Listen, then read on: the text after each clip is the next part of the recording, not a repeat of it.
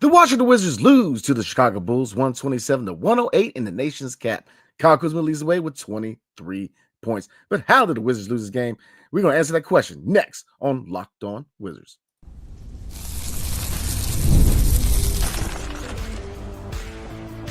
You are Locked On Wizards, your daily Washington Wizards podcast, part of the Locked On Podcast Network. Your team every day.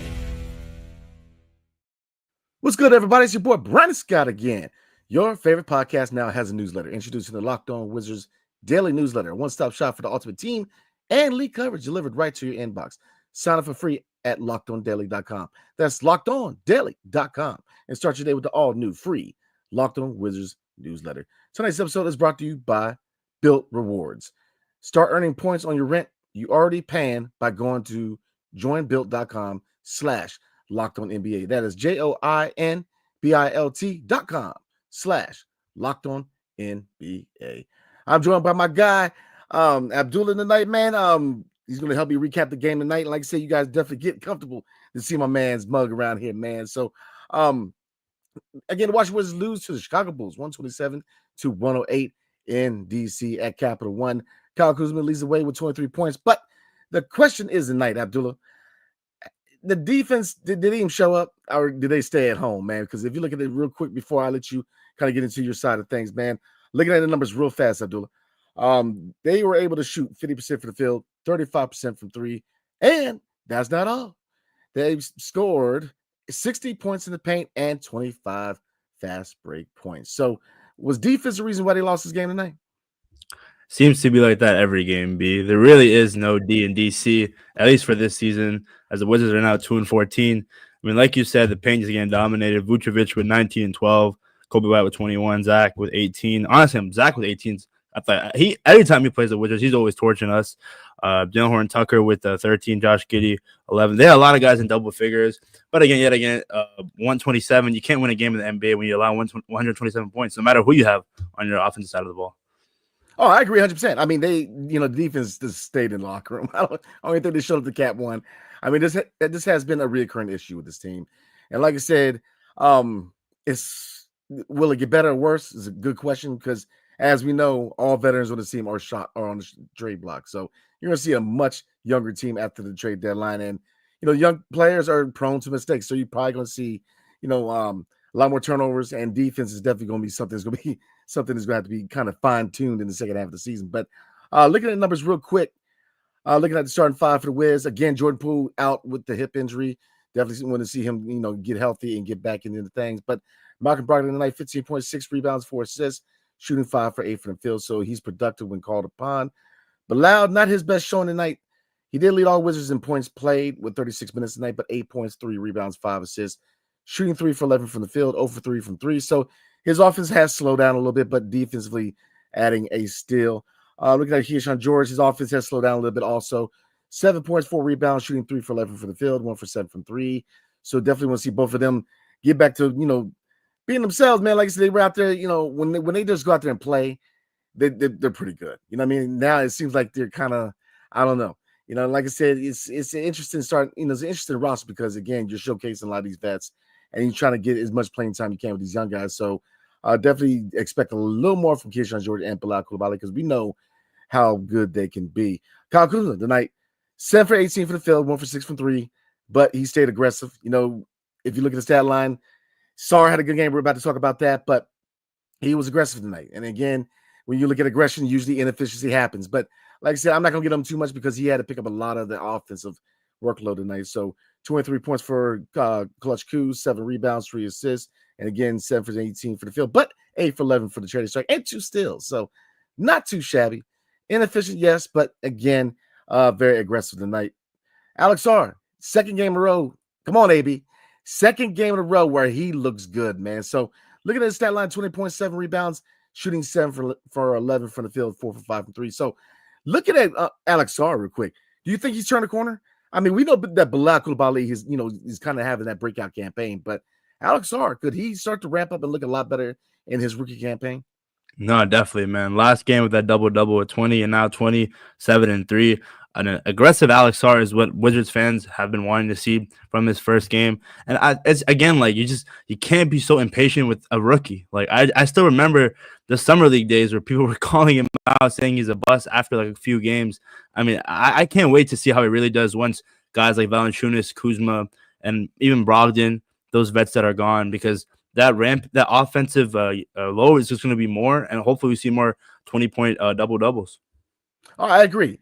I thought it was ridiculous when they were ready to call him a bust after 5 summer league games. You see the potential, and he needs to be fine-tuned. I think we all agree that you see the potential, but he definitely needs to work on his game a little more, especially offensively. He needs to find more consistency, but you see that now. I mean, this is a second straight game where he was efficient, not only from mid-range, not only for 3-point, but he was active in the paint offensively. There's a couple of times when he played his back to the basket. You definitely want to see him continue to, work on his game. Now, looking at his shot, I was looking at the mechanics of his shot last night, and maybe that's something they need to work on. I mean, like I said, I'm not in the realm of if it's not broke, don't fix it, right? So you look at the shooting numbers, not bad, but he's kind of caught that Lonzo Ball type thing going on. I don't know if you saw his shot, but looking through his arm, it's so like I said, if it ain't broke, don't fix it. I'm not advocating that we need to change the shot, but if it continues to be, or if it starts being an issue, maybe you looked at doing that, because that's one thing I looked at for the mechanics of the shot. But Alex Sarr continues to impress me offensively. We know he can be that rim protector, but offensively, we definitely want to see him be more active in the paint. He's very reliant on that jump shot. And yes, when you get those looks, you take those looks. But long term, he's the 5 of the future. So 7-1, he's got to learn to be a center in this league. So that's my only knock against Alex Sarr. And I do like the fact that he can stretch the floor, very nimble on his feet, and get down in transition. I think he's going to be a really good player here in DC. I think he's going to be a star. I really do. And that's what I'm saying, man, that when we look at the 2025 draft, that's the finishing touches, because Be Cool's breaking out. Even though I think you're going to see a lot more in the second half of the season when they're going to give him a lot of minutes, even though he's been leading the team in minutes already. So, you combine that with Keyshawn George, Bob Carrington, and Alex Sarr, which we're already seeing, it paying dividends, man. Especially in the fact that we were able to get Bub at 14 and Keyshawn at 24. So, let's take a look at the second unit tonight, because not the best showing tonight for the second unit. I'm Bub Carrington, 10 points, 3 rebounds, 4 assists, shooting 4 for 9 for the field, 2 for 4 from 3, and 2 steals. Had his moments. He's one guy that I think he's definitely going to ramp it up in the second half. Corey Kispert, again, struggled. 23 minutes night play, 7 points, shooting 3 for 11 from the field, 1 for 8 from 3. So before I'm gonna ask you a question about Kispert real quickly. Before I do, some other guys look at real quick. Jonas Valanciunas, only 14 minutes night, 4 points, 3 rebounds. Anthony Gills, 4 points. He took a nasty spill in the fourth quarter, catching that shoulder, man. And I guess it kind of looked worse than it was because he bounced right back up. So we know AG's tough, but look at that Kispert. I mean, is it the mechanics? I know they asked him this question. Is it the mechanics? He said, "Yeah, it's kind of the mechanics of my shot." But he signed his contract, and now he's just not been himself in year 4, man. So you think he could turn it around, or is it time to kind of be concerned about Corey Kispert? I think he just needs one shooting session with lethal shooter. No, I'm kidding. But with Corey, I mean, again, it is year 4 with that contract. There are expectations. Now, if it's consistently a night like this where you're playing 23 points but only 7 points, that's very concerning. He could be one of those guys that could be traded at the deadline. Obviously, I'm still Team Corey. So hopefully tonight was the outlier. And I think that shot is going to be there. Hopefully we see that 10 to 15 points a game within the rest of the season. Yeah, I agree 100%. I really do. So I'm going to ask you a few more questions because, Johnny Davis he played tonight, and Patrick Baldwin Jr. And it ain't only 2 minutes, but we're going to kind of ask some questions about, their trade value. And like I said, we're going to talk about the fact that all the veterans are on the trade block at this point. So I'm going to ask you some questions about who's the first to go and who has the biggest value. But before we do, tonight's episode is brought to you by BILT. So look, PSA for anyone who rents. If you're a renter, if you haven't heard of BILT, you're about to thank me. I'm trying to tell you guys. Earning points on rent is now a reality when you pay your rent through BILT. You don't even have to check with your landlord to start earning points that you use towards flights, hotel stays, fitness classes, and even your next rent payment. Let me break it down for you. If you're a renter, I'd start taking advantage of the BILT if I were you. Here's the thing. We earn points on groceries, travel, and practically everything else we buy, right? But we should also be earning points on rent. One of our biggest monthly expenses.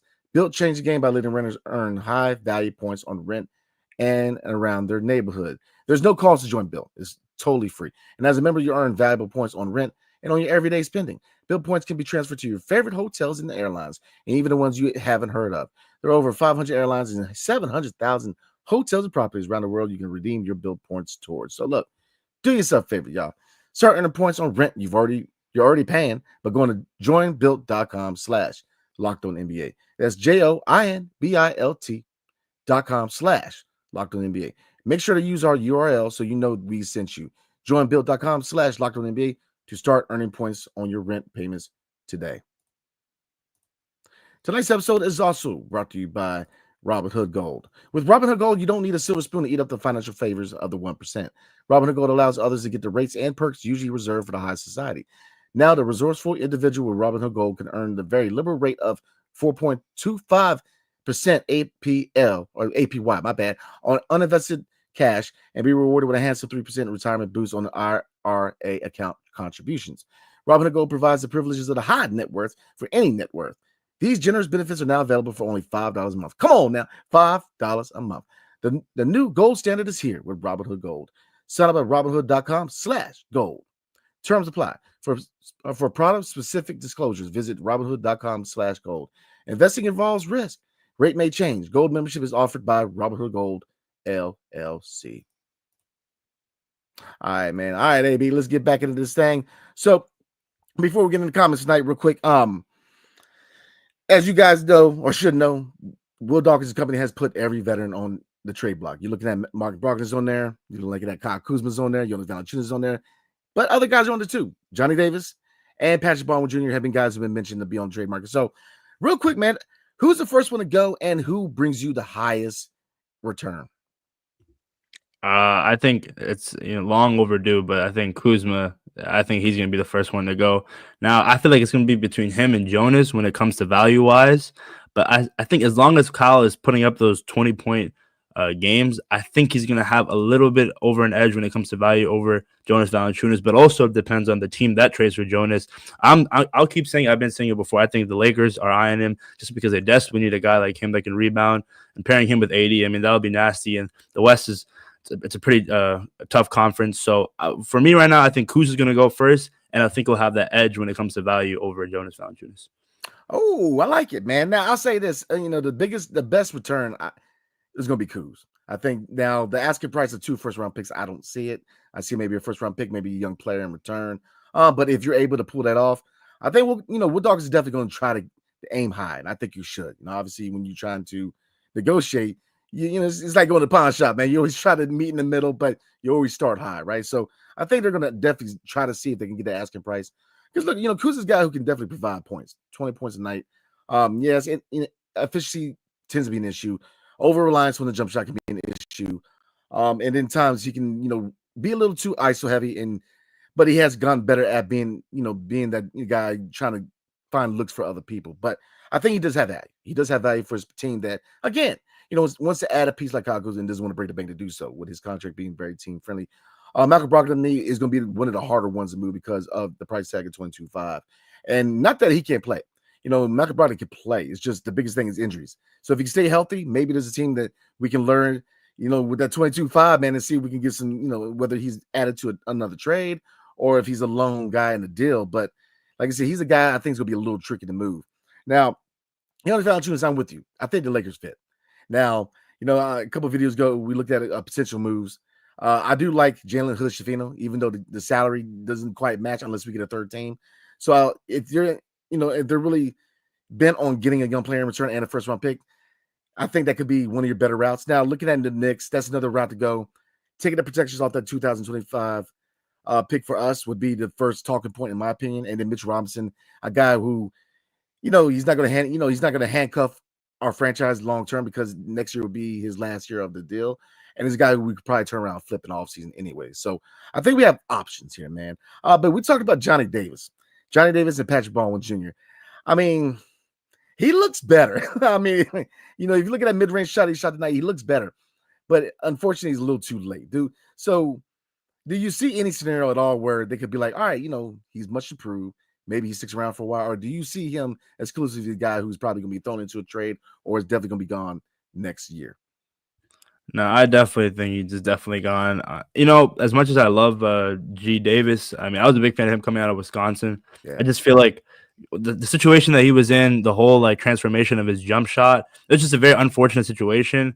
Now, I'm not gonna say he can't go to another team and like be the same way. I think he can do better, but I think for Will Dawkins' sake, it wasn't his guy. So I think he's just saying, you know, it's a sunk cost. You might as well see what you can get with him, and he's probably not part of the future. Yeah, I agree 100%. Like you said, I think he's had time to prove that he could be that guy. And I'm not gonna put it all on him. There was mistakes made by the previous regime underneath Tommy Shepard and then underneath the previous coaching staff of Wes Costello Jr., which we had a sighting tonight. We actually saw Wesley, who is now an assistant coach for the Chicago Bulls. I mean, he looked like he was trying to hide out there, man. I mean, it is what it is. We know that, you know, he's a good assistant, just not that head coach material, man. But Yeah, it's kind of like when you see your ex-girlfriend with another dude, man. It kind of had that feeling. yeah. I mean, he's trying to hide a little bit, but it is what it is, man. You know, again, thank you for your service, but we know now, just not that guy at head coach, and it is what it is, man. Because, like I said, kind of like the same situation with X's, man.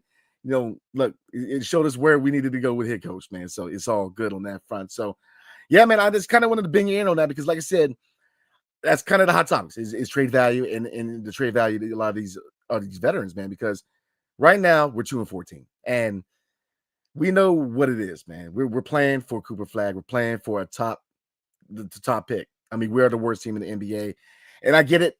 People, it's hard to go through a rebuild. It's hard to watch your team get skunked. And the thing is, they play hard. Now tonight, defense stayed at home. They didn't get on Metro tonight, but you know the thing is, we really got to hold to that culture, man, which is playing hard, play to win.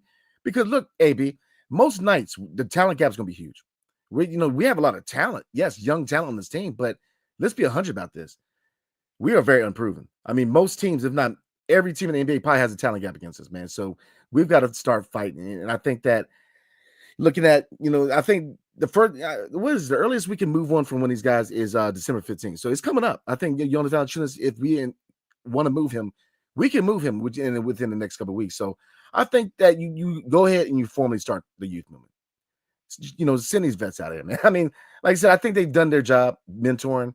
Jonathan Valanciunas, definitely will see him try to toughen up Alex a little bit more before he rolls out. Kyle Kuzma, he's done well here, both on and off the court. Definitely want to give him his flowers. But like I said, I think the writing's on the wall. But to me, and this is going to be the question before we get into the second ad break, man, is that looking at Malcolm Brogdon, we know he can play. But with the injury concerns and the price tag of 22.5, do you see a scenario where it could be like Tyus Jones, where he could potentially walk for nothing? Unfortunately, I think so. I don't want to see it. I'm telling you because, repeating history again, when Tyus, it wasn't that long ago. But again, he's just part of the veteran group, which clearly Will Dawkins brought in for that mentorship, but not for the exact future. Yeah, I mean, like I said, I don't think it's impossible to get something in return for him on the trade market. But let's be real, man. 22.5 for a guy who's hurt all the time. If I'm an opposing GM, man, I'm very leery about it because if I'm looking to add talent towards the playoff run, 22.5, that price tag is a lot for guys who could potentially go down with an injury. And like I said, Malcolm Brogdon, it's never been a question of talent. He can play. He played at a high level. He's been a really good guard in this league, man. It's just, the injury bug. And then you can say that with a lot of players, it's that injury bug, man. Like the Greg Odens of the world, right? Is what could have. But, to me, Malcolm Brogdon is a guy who's provided good leadership, especially when he was down with the injury. But I think we got to make it a youth movement. And I get it in the offseason. We got to add some salary here. So we probably, looking at the current CBA. So you probably want looking at one of your contracts just for the salary cap situation. But start the youth movement. I think the time has finally arrived. So we're going to get into the comments tonight. But before we do, tonight's episode is brought to you by SKIMS. So look, I'm a bigger guy, man. I work out, but finding the best pair of draws can be tricky, right? I've gone through every type of draws, and to me, just finding the right one that allows you to breathe so your boys can breathe with you, right? So, it's finding that right combination of material and all the different factors, right? But look, we have the answer for you at SKIMS, man. Because look, all my fellow dads out there that can probably relate to this. Our underwear drawers haven't had a good update in quite some time. I've always partial to something simple and classic when it came to my underwear. So I was never sure what I was doing when it was time to replace my old pairs with something new. Then I tried SKIMS Cotton 3 inches boxer briefs. And it's everything I loved about my classic boxer briefs, but honestly, better. They're the perfect weight, the perfect classic cotton feel, and the design is nice and simple how I like it. For now on, Daz, I'm going with Skims. It's that easy. So look, if you want to be like me, get comfortable, not only for yourself, but for your boys downstairs, shop SKIMS Men's at skims.com/LockedOnNBA. Let them know we sent you. After you place your order, select podcast in the survey and select our show in the drop-down menu that follows. And if you're looking for the perfect gifts for the whole family, Skims just had launched their biggest holiday shop ever. Also available at skims.com/LockedOnNBA. All right, let's get into some comments tonight before we call it a night. Definitely appreciate everybody taking time to rock with us tonight, man. Another L. We are currently at the overall record of 2-14. So, but look, if you are in it to win it like we are in this rebuild, we are definitely heading in the right direction, man. So, like as far as getting that top pick, but let's get into the comments. Virginia Slim, he says, "Is this going to be the last in-season game for the Wizards? This court is horrendous." I'm gonna get your words on it, AB, but I'll be honest with you. I don't understand the concept of the Emirates Cup. I mean, I know they're trying to, rival soccer, or for it's football for most of the world. But for soccer, man, they're trying to compete with the in-season tournament and stuff like that. But I don't understand the gist of it, man. I just don't understand it. The courts, to me, it's about the jerseys. I guess some of the jerseys are dope, some of them are misses, but. I mean, how much of a fan are you, AB, of the whole Emirates Cup? I'm gonna be honest. I mean, obviously, I was happy when the Lakers won it last year because I'm a big LeBron guy, so that's one thing he'll have over MJ. But on a serious note, I mean, I'm like, bro, like it just I don't understand it. I mean, it's cool to think about the whole incentive thing for all those players in the team, but at the end of the day, like I don't know, you just can't compete with soccer. That's just like a whole different level. So I don't know if they'll ever stop doing it, but. I guess the NBA. I appreciate the NBA for trying new things. Oh yeah, I mean, I can't knock it for trying, right? I get it because you're competing with football for the international. Because you can argue that football, and basketball are the two biggest international sports. Now, baseball, yeah, but only in the U.S., Latin America, and Korea, Japan. You know what I mean? And then in football, they're trying in Europe, but it's just not. And Canada, they're trying up there, but. But basketball, I like that they're trying to compete on the international level, and I think that's the thing that I really love about the NBA in its current form is that you've got diversity from all over the globe, and not only are they coming to the U.S. and playing high level basketball, you got guys who are winning MVPs from all over the globe, man. So I love it. I like the fact that you're finding great talent in every corner of the globe, man. But I mean, and you really mentioned the whole last year with the Lakers. I thought it was so funny when he put the banner up. I was like, really? Oh my God, a banner. But I get it, man. I totally get it from a business standpoint. To me, it's just a mini playoffs. I mean, the good teams are going to roll, the bad teams are not going to be good. So I don't see where it kind of levels any kind of playing field. You know what I mean? It's a mini playoffs. So that's just me. Like I said, I'm not going to knock the NBA for finding ways to kind of, keep things interesting. But the whole banner thing, I don't know, man. I mean, I don't know if the Wizards would I really want them to put a banner up. I mean, you know what I mean? That's just where I'm at with it. It's a good thing, B. We don't have to worry about that anytime soon. Yeah, it's gonna be a while. So those concerns can, kind of be, put on the back burner for a little bit, right? Locked on Law says Koulibaly and Kispert need to take all the seats tonight. Terrible. Bilal, he's rushed it. He really is. I think that he's feeling a little bit of pressure because he knows that. Look, these players watch podcasts. They watch ESPN. They watch they watch all the news outlets. And not only do they watch podcasts like this one, they're looking at all the news, and they get it that when people are saying, "Oh, he's breaking out," young players feel pressure, and that's the thing that I really didn't want on Bilal so early because there's no pressure on these guys, man. Just go out there and play. So, I think if he goes back to just going out there and playing ball, not feeling the pressure, because I think, here's the thing. I'm a big be cool guy, man. Like I said, dope young dude, man. When you meet him, but he knows that people. I think he's feeling a little bit of depression, and that's the thing that I don't want is that just go out there and play. There's no pressure, especially now that you see that Kyle Kuzma's in the trade news, and he may feel compelled to say, "All right, now I need to step it up. Just play your game." That's how you got to this point. Just play your game. And the Kispert, we need to see something from Kispert, man. I mean, he's been struggling, and he's had the looks. I mean, he's had some good looks as far as shooting, man. So. Hopefully, if it's a mechanical thing, definitely works out the kinks in his mechanics of his shot. But we'll see because we need those points off the second unit. We really do. Brando72 says they might not even win 10 games this year. Unwatchable crap. I can't argue with that. But it's gonna be a long season. It's gonna be a very long season because, like I said, you see the potential with this team, and I get it, guys. I get it. I am a pro rebuild guy. I believe it was time to hit that reset button. I didn't want to sit through building from the middle and watching us try to get the eighth seed with Bradley, Bill, KP, and Kuz. I think it was time to break it all down and start this franchise from the ground up, and we've done that. And it's going to take time. I get it. It's hard to watch. I get it. Where your team's 2-14, but think about it like this: we are the Golden State Warriors at the very beginning. It was bad basketball at the beginning. People forget that the first couple of years that Steph Curry was in the league, he had injury concerns all the time. He had his ankle issues. They were not that good. They were not a good team.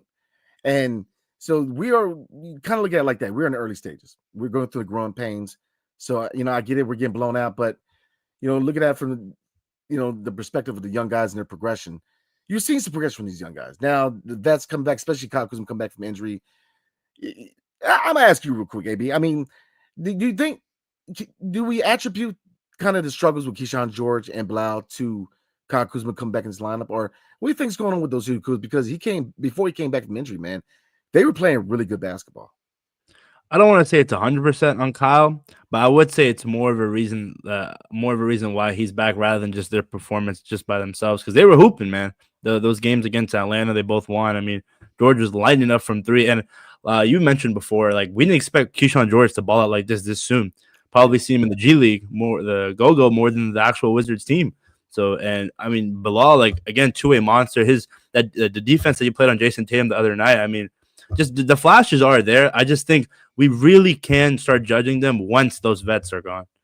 Oh, and you hit the nail on the head, man. You hit perfect comment. We can't really judge them until the vets are gone, because I'm not blaming Kyle Kuzma at all. Like I said, he's not a guy you're going to sit. He's definitely going to start when he comes back from injury. They definitely showed out when he was down with injury, but I think you're going to see a much improved play from both of them once the veterans are moved at some point. So I'm with you on that.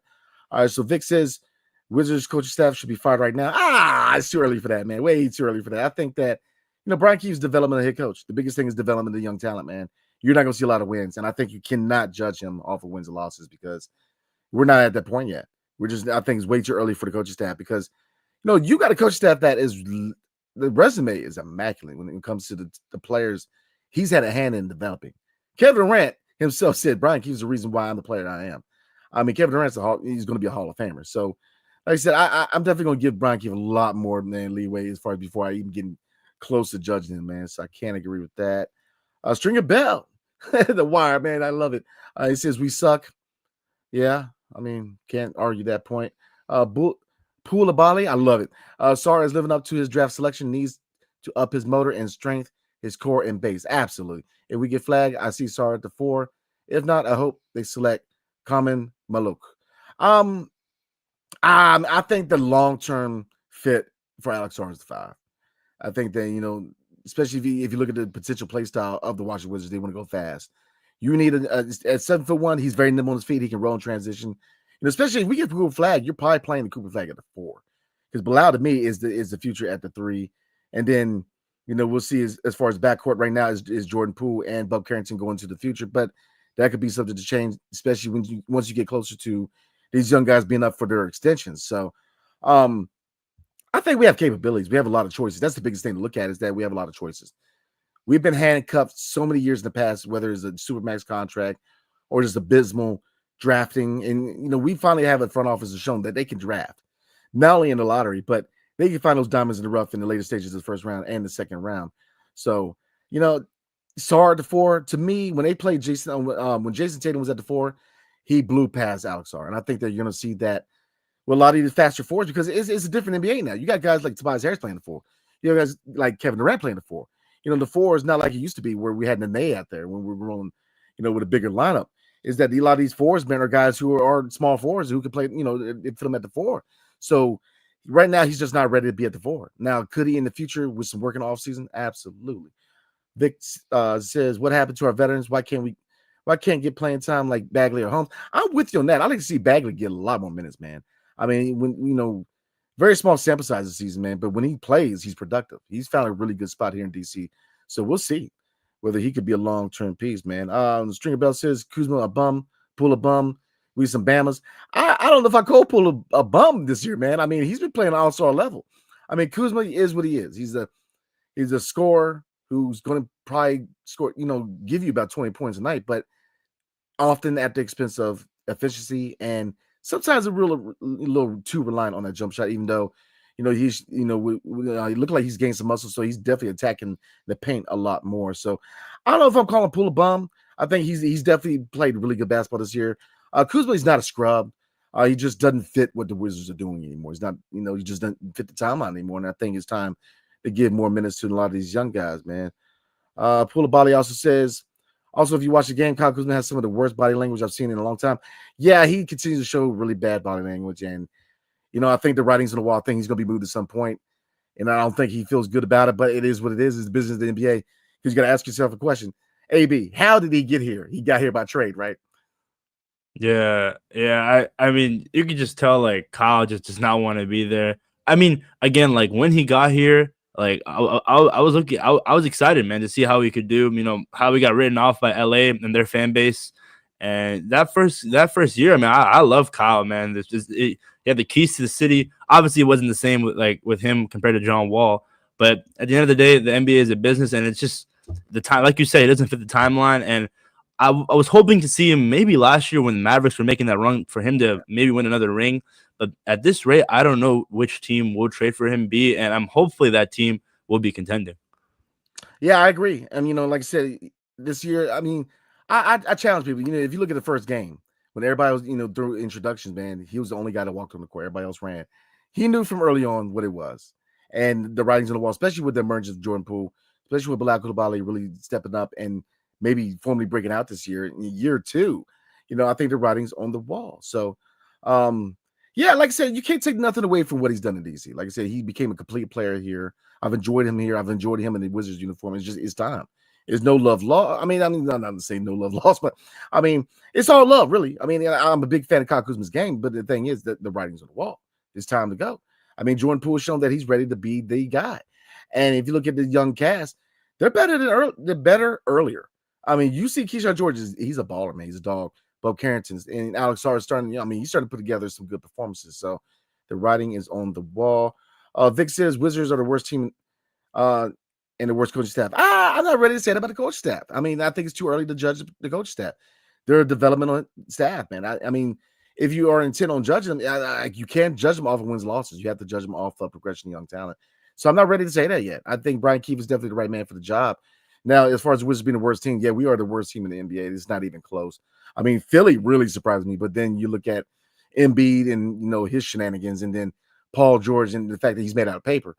It's always a question of, him being hurt. So Philly, wow. I mean, the Philly's like a game in front of us. That's the biggest shock in the NBA, because for one, the Wizards are young, so there's an excuse to be bad. But when you have talent like Paul George, Joel Embiid, and they've been somewhat winning these past couple of years, and you have a guy like Jared McCain, there is no excuses for only you to have one better win than the Wizards. This just doesn't make any sense.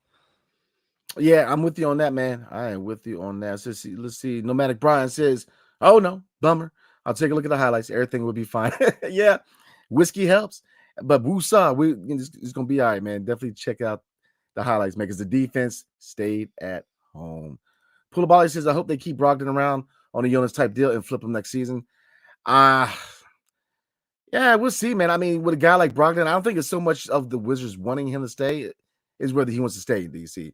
Yeah, I believe that, he's a UVA guy. His wife has connections to the DMV, so there's definitely a family connection to the DC area. But a guy like Brogdon is going to want to get that championship ring before he goes, because he's older, man. So if it was up to him, I kind of see it like Tyus, and he's a guy who's going to try to go to a contending team, because you look at Tyus with the Phoenix, even though Phoenix is, I mean, it is what it is with the Suns, man. They can have that problem with number 3, but I kind of see that scenario. And I don't see him being here if he had a choice. I think he would definitely want to cling on to a contending team. All right, guys, we're at the 34-minute mark, so you guys know me. I'm trying to knock out all these comments. Zach Ellis, how you doing tonight? Says, I think the Hornets are one of the teams that should loom at Jonas Valanciunas. Ooh, my buddy is a Hornets fan, and from watching a lot of Hornets games with them, they need a big man desperately. I believe, what's that center they have out there? Mark Williams. He's out with an injury, so yeah. Now, will they make a move for Jonas Valanciunas? That's something to look at, but I don't see it, man. I see the biggest fits really and the biggest interest right now is from the Lakers and the Knicks, because eventually Mark Williams will come back, and Nick Richards. I don't know. I believe Nick Richards might be hurt. Yeah, he's hurt too. Because I'm just basing off of fantasy because I saw him on the list. But yeah, they're in a bad situation right now at center because Grant Williams went down. So man, it's gonna be interesting to see what route they take at center. Let's see. Milton A says, once again, I hate to keep saying it, but you got to give Butler more minutes. Laugh out loud, he gives you a different pace. I agree. Butler, I definitely think they should showcase him a little more, man, because he's a guy who, you could throw into a trade, or, he could definitely be good for the second unit. So, Pulabali says, Bub is better than Jared McCain. I'll say this, I would have still picked Bub Carrington any day of the week, but Jared McCain, man, he's playing really good basketball in Philly. And with him and Tyrese Maxey have definitely shown that they're the future in Philly. I think this year they're going to move Embiid. I would trade Embiid. And Paul George, it's not a talent thing, but, like Brogdon, is can he stay healthy? That's a different Clippers team if him and Kawhi are healthy. And I feel so bad for the Clips, man, because they've had so many what-if eras, man. Kind of like us, right? So many what-if eras, man, where it just came down to injuries and not finding the right pieces, man. When you look at Paul George in the Lob City era, let's see. Manic Brian says, Sar 20 points, take one good thing from every game for sanity. Yeah, Sar looks better. He looks really, really good offensively. So that's what I'm saying. Looking at the coaching staff, you're getting good performances earlier from these young guys. And I think that a lot of that has to do with Brian Keefe, because again, his resume speaks for itself as far as the type of players he's had a hand in developing in this league. Pulabali says, yes, Kuz is stagnating the development of Keyshawn and Bilal. He also hurts Sar when Poole is playing.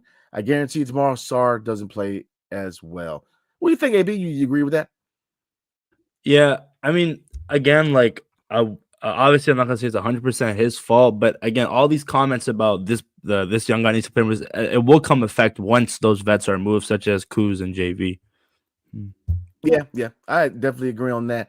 Like I said, Kyle Kuzma he fit at one point, but with the addition of these three guys from this previous draft, that's not the case anymore, man. That is not the case. Let's see. Pulabali says, typo. I definitely see Sar at the 5 if we get flagged. Oh, yeah, that would be a nasty front court. Let's see. Locked on Law says, I see dead basketball players. Oh, okay. All right, now. Gideon says, I feel like this team moves the ball, but this team is missing the total rim pressure that Jordan provides. Absolutely. Sar just hangs out on the wing, and Val just goes on one-on-one with the other big. And look, that's right on. I agree 100%.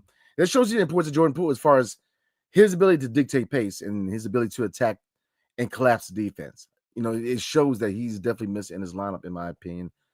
He also says none of them collapses defense, which they need more of. There you go. I think a lot of that has to do with, Poole not being in, because he's shown that the ability to attack the basket with reckless abandonment, man, and not only get to the line, but really utilize shooters. So I think he was definitely missed. So it looks like we got 2, maybe 3 more. Pulabali says, we are a young team. I expect them to lose games, but I will say they show more fight than last season, and I credit the coaching staff. Oh, absolutely. That is a perfect comment. That you attribute to Brian Keefe and his staff. The culture of playing hard and playing to win. Last year, in the first half of last year, man, you saw a team that they quit with 5 minutes left in the fourth quarter. This team is playing to the end. Now, this game, they played to the end, but the end came a lot sooner than we thought it was going to be. But this team definitely fights, man. And I think, you definitely have to give flowers to head coach Brian Keefe. Let's see. Alan, this is going to be the last comment. Oh, we got one more from Pulabali. Alan says, I like Bilal at the 2, guarding the best backcourt player. He's not as big to guard wings like Ace Belly or Cooper Flag. Oh, it's kind of a hot take. And I know the hot topic right now is, real quick before we roll out, AB, I believe Rutgers has got humbled by a smaller school, man. So now people are reverting to Cooper Flag being that number 1 guy now, and Ace Belly has slid a little bit. Now, you think that's fair? Because I do. I think that you truly can't really judge a young player till the NCAA tournament. But when you get when you lose to a smaller school, do you think that's enough to say, oh, he's just not number 1 material? I wouldn't say it's definite, but it is something to consider come draft time, and especially with the NCAA tournament. That's the big the big piece that you're looking at. But for me, I think Flag has always been one. Just his size and his potential as a freshman. I think it's just higher than Ace Bailey and Dylan Harper. But we'll see. We'll see. I mean, I can't wait till March Madness, man. Yeah, that's the time when you really can gauge these young guys because how they perform under the bright lights. The NCAA tournament, man, is playoff atmosphere. So you want to see these guys really step up to the challenge, man. So to me, Cooper Flagg, at Duke, he's going to get the opportunity at Duke because Duke is always a number one seed or in the mix. So, all right, it's going to be the last comment of the night. And again, we appreciate you guys rocking with us on a Tuesday night, man. Like I said, we're getting closer to Thanksgiving. And I'm going to put a poll out there, but I totally forgot, guys, that Thanksgiving was Thursday. I'm getting old, man. And like I said, I'm always busy, man. So you guys, we're gonna put the poll out. If you guys want me to put a video out on Thursday on Thanksgiving, I will. But I know a lot of us gonna be with our families. So, like I said, I'll put the poll out there, but chances are, I don't want to take anybody away from family time, man. So like I said, we probably won't go. We probably won't put a video out on Thursday on Thanksgiving because, like I said, it's family time, and I want everybody to enjoy their family. So, all right, guys. Before we roll tomorrow night, the second of a back-to-back, the Washington Wizards play the LA Clippers. What are your 3 keys to development, real quick, AB? Obviously, as always, in every sport game out there, you got to win the turnover battle. You can't win games if you're turning the ball over more than the opposing team. I think for offensively, feed the big guys, man. I want to see, like we've been saying it for a while, but I want to see Alex Sarr be more aggressive. JV, obviously, his hook shot, you got to love it. Kind of reminds me of Robin Lopez. If you were a real Wizards fan, you remember that shot was unstoppable.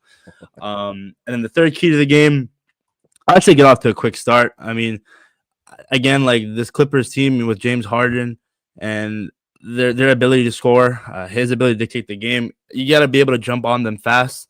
And then from there, you can't be off to a slow start and expect the Wiz kids to, come up that short. Oh, absolutely. I think I really have 2 keys to development. Looking at the numbers real fast before we call it a night. Defense.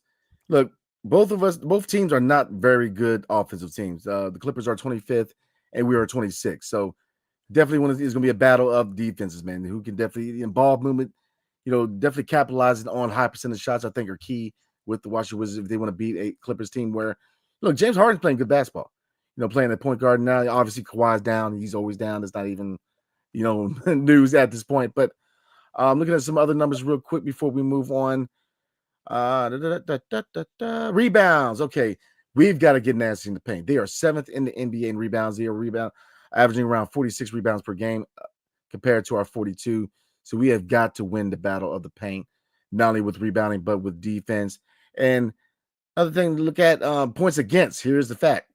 They are only giving up 107 points per game in the NBA, which means they're the 4th best defensive team in the NBA.